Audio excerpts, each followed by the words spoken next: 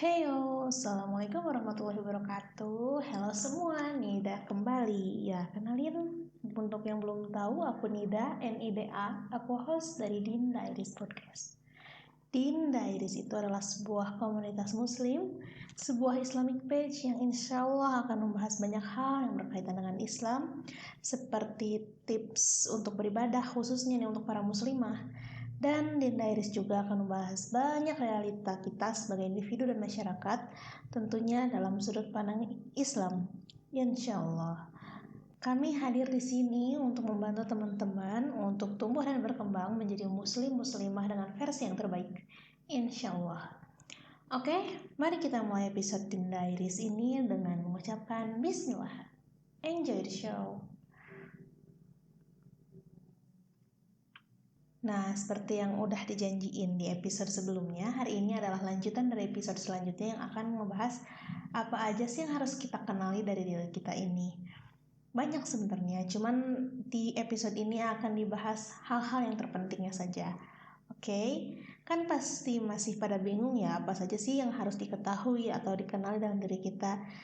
Ya tadi setelah di episode sebelumnya kita sharing tentang gimana caranya mengenal diri. Sekarang kita akan bahas apa saja yang harus kita kenali dari diri kita. Banyak kok orang yang udah tahu mereka itu hamba Allah. Mereka yang udah kenal dengan diri mereka, tapi mereka masih menyakiti diri mereka sendiri dalam tanda kutip atau belum mengenali dirinya secara keseluruhan. Karena tadi ya, yang seperti di episode sebelumnya kita bahas, kalau yang namanya mengenal diri itu bukan seperti menggosok lampu ajaib di mana akan ada yang mengabulkan, akan ada jin yang mengabulkan permintaan kita, tapi tidak seperti itu. Tapi ini adalah proses belajar seumur hidup di mana kita akan terus berproses. Mungkin kita akan mengenal diri kita sendiri, lalu ketika kita menemukan fenomena atau sesuatu diri kita lost dan lain sebagainya. Nah, banyak juga nih mereka yang sudah mencoba menulis jurnal, tapi masih aja kadang kehidupannya tetap hampa atau kosong. Seperti yang sudah di-mention di episode sebelumnya, bahwa dengan mengenal diri ini kita akan tahu cara kita ingin diperlakukan dan bagaimana kita ingin dicintai.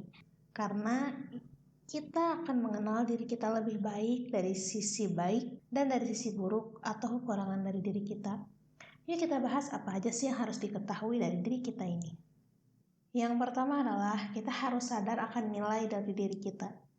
Bagaimanapun kita harus sadar bahwa kita ini berharga, kita ini bernilai, kita ini memiliki value yang bisa saja berbeda dengan orang lain. Bisa dicoba nih ketika kita misalnya nulis top 5 nilai yang kita miliki sejujur mungkin. Apakah kamu punya pemikiran yang terbuka, atau mungkin lebih dewasa, atau mungkin orangnya sabar? Bisa juga ditulis dengan sesuatu yang mencerminkan sesuatu yang mengandung kebahagiaan bagi diri kita. Misalnya kita tipe orang yang suka mempelajari hal-hal yang baru, atau kita ini punya pengalaman yang beragam. Dengan sadar nilai apa yang kita punya ini, kita akan tahu kelebihan dan kekurangan apa yang kita punya. Kita akan tahu nih kegiatan apa sih yang kita banget, dan kita juga akan tahu cara memotivasi diri kita sendiri. Dan dengan mengenal bahwa kita ini berharga juga bernilai, kita akan paham tentang personality kita. Biasanya ini bisa dicari ketika kita bertadabur atau sedang melakukan self-reflection atau bercermin diri. Lalu yang kedua, mengenal diri ini bukan hanya sebatas aspek batin, mental atau pikiran dan perasaan kita, tetapi juga fisik. Dan keduanya sama-sama penting ya. Pernah gak sih kita sadar kalau kita tuh kadang memperlakukan tubuh kita tuh sama kayak kita memperlakukan bahwa tubuh itu tuh musuh kita. Contohnya, aku baru banget belajar tentang tubuh aku di tahun 2022. Dan itu tuh jadi pelajaran yang sangat berharga banget bagi aku. Jadi aku ini adalah seorang coffee addict. Mungkin kalian yang sama-sama pencinta kopi juga sering ngerasain kalau kita belum minum kopi tuh belum bisa semangat gitu. Dan saking sukanya aku sama kopi, bisa dalam sehari aku habis 2 atau 3 gelas gitu. Sampai akhirnya aku kena nih suatu penyakit yang kata dokter sebenarnya itu karena aku kurang minum air mineral gitu. Jadi punggung bagian bawah aku tuh sakit banget. Nah, pas tahun 2022 ini sebelum Ramadan, biasalah aku stok kopi kan di rumah. Nah, 3-4 hari sebelum Ramadan di tahun itu tuh aku minum kopi terus karena aku ngerasa biasanya juga minum kopi ya nggak kenapa-napa. Apalagi pada saat itu lagi numpuk tuh tugas kuliah, jadi kan sengaja sambil begadang gitu, jadi minum kopi ditemani oleh kopi sambil ngerjain tugas gitu. Terusan minum kopi sampai pada akhirnya pas Ramadan pekan pertama nih si sakit punggung itu kambuh lagi, bahkan lebih parah dari yang sebelumnya, sampai aku susah bangun kalau dari posisi tidur ke posisi duduk. Nah, dari situ aku sadar nih, ada limit atau batasan atau mungkin toleransi untuk minum kopi. Dan aku juga sadar seberapa penting sih air mineral untuk tubuh kita itu gitu. Jadi sebenarnya memang salahnya itu karena Nida nggak menyeimbangkan antara minum kopi dengan minum air mineral gitu. Ya sampai pada akhirnya walaupun aku suka kopi banget, jadinya ya gak sebanyak dulu gitu. Aku jadi mencoba menyeimbangkan minum kopi dan air mineral. Dan di tahun ini, di tahun 2023, sebelum Ramadan itu sekitar, ya pas aku tahu itu adalah 100 hari menuju Ramadan, aku stop kopi. Nggak stop itu sih, tapi emang lebih mengurangi yang awalnya misalnya tiap hari jadi seminggu sekali, sampai pada akhirnya sebulan gak minum kopi gitu. Ya nggak apa kalau pagi-pagi aku ngerasa nggak ada motivasi atau semangat dari kopi, aku cari energi pagi itu dengan cara yang lain, seperti stretching atau misalnya jalan-jalan kecil gitu keluar gitu. Nah, sepenting itu loh untuk mengenal tubuh kita. Pun nantinya kita akan menentukan, misalnya kita mau mulai diet atau olahraga, kita bisa menentukan goals yang lebih realistis untuk diri kita. Kadang juga fisik mempengaruhi kondisi mental atau sebaliknya. Jadi, selain mengenal dan memahami kondisi mental kita juga harus paham dengan kondisi fisik kita. Dan seperti yang tadi Nida ceritakan tentang bagaimana strugglingnya Nida karena Nida nggak paham diri Nida sendiri tentang batasan diri Nida dengan kopi dan seberapa pentingnya air mineral gitu untuk tubuh, ya itu juga jadi menghambat Nida untuk beribadah kepada Allah. Sebenarnya bukan menghambat yang parah yang sampai gak bisa sholat banget gitu, karena itu Nida bisa memaksakan gitu untuk sholat gitu pada akhirnya. Tapi kan itu butuh perjuangan sekali gitu, misalnya dari duduk mau berdiri, terus misalnya posisi ruku, posisi sujud, itu tuh kerasa banget sakitnya. Jadi bisa aja nih sakit dari fisik kita itu bisa mempengaruhi pada kualitas beribadah kita. Nah, itulah sebabnya kita harus paham dengan kondisi fisik kita. Siapa tahu jika ada batasan-batasan itu, ya kita harus pahami diri kita, jangan sampai kita menyiksa diri kita hanya karena kita menyukai sesuatu. Misalnya kita ada toleransi dalam hal rasa pedas misalnya, tapi karena kita suka pedas ya kita terabas aja gitu, ya nggak bisa kayak gitu. Tetap aja kita harus sayang sama diri kita sendiri, karena menjaga diri sendiri ini, menjaga dan merawat tubuh kita ini adalah salah satu sunnah dan salah satu ibadah, karena kita sedang menjaga apa yang Allah pinjamkan kepada diri kita. Yang ketiga, ini yang menjadi terakhir dan menjadi sangat penting, adalah mengenal kelebihan dan kekurangan. Ketika kita bilang kita siap mengenal diri kita lebih dalam lagi, juga berarti kita harus siap menerima sesuatu yang membuat kita bangga dan menerima sesuatu yang bikin kita tuh struggle gitu di dalam hal itu gitu. Kita harus bisa menerima kelebihan dan kekurangan kita. Caranya ini cukup mudah. Pikirkan saja tentang diri kita sendiri, tentang apa sih yang ada dalam diri kita ini, apa sih yang diri ini punya, dan itu selalu dapat feedback yang positif, sering dipuji oleh orang lain. Contohnya bisa aja kita sering dikasih tahu sama orang-orang tuh kalau kita itu orangnya bisa dipercaya.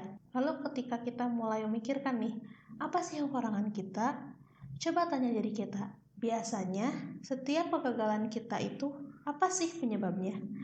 Atau apa sih hal yang mengecewakan dalam hidup kita?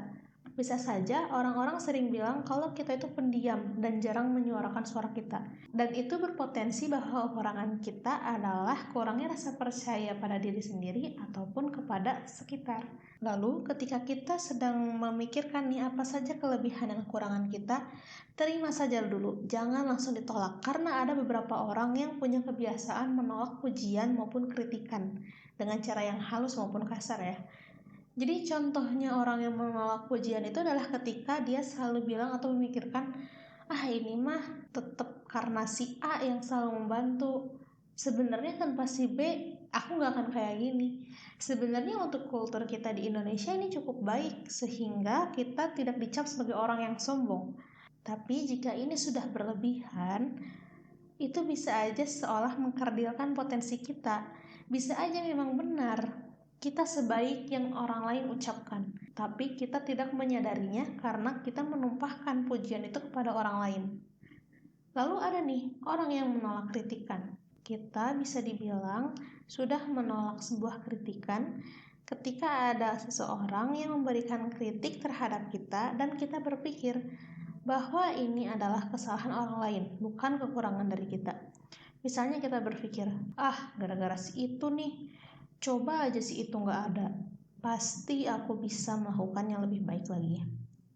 Nah, kembali ke poin awal tadi, bahwa saat menerima diri sendiri, kita harus menerima kekurangan dan kelebihan kita secara terbuka. Karena dari mengetahui kekurangan dan kelebihan ini, kita bisa melihat bagaimana potensi kita.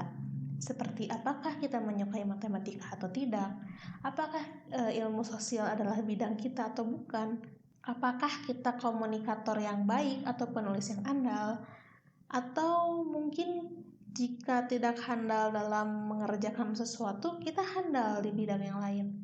Nah, itu salah satu fungsi kita untuk menerima diri sendiri. Jadi kita tahu potensi kita apa.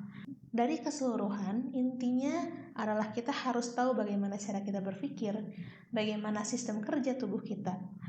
Kita juga perlu tahu apa yang kita bisa dan apa yang kita tidak bisa, apa kelebihan dan kekurangan kita. Menurut Nida, 3 poin tadi itu adalah hal-hal yang terpenting harus kita kenali ketika kita mencoba untuk mengenal diri kita sendiri. Jadi ketika kita berorganisasi, kita tidak akan memaksa sesuatu yang kita tidak suka untuk kita kerjakan. Lalu akan lebih enjoy dalam menjalani hidup.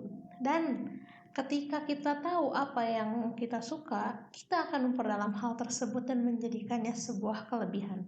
Kita juga akan lebih paham bagaimana mencintai diri kita. Juga satu lagi, ketika kita merasa diri kita ini sudah sangat bernilai dan berharga, kita bisa melihat fokus kita ke depannya. Sehingga kita akan paham nih langkah-langkah apa yang akan kita ambil untuk menggapai tujuan tersebut. Nah, untuk episode kali ini cukup sekian. Kayaknya akan ada series tentang siapa aku tapi nggak akan di episode selanjutnya. Tapi pastikan kalian subscribe kami dan nyalakan notifikasinya supaya tidak ketinggalan podcast terbaru dari Din Diaries. Follow Din Diaries juga di TikTok dan di Instagram di @the.dindiaries dan sapa kami juga di Spotify dan Google Podcast. Jika kalian punya topik yang menarik untuk dibahas, silahkan kirim melalui email kami dengan subjek saran topik ke email dindiaries.podcast@gmail.com. Topik yang paling menarik dan paling banyak diminta akan segera kami bahas. Semoga episode kali ini bukan yang terakhir kita berjumpa. Aku gak sabar ketemu kalian lagi di episode selanjutnya. Sampai jumpa di episode selanjutnya. Wassalamualaikum warahmatullahi wabarakatuh.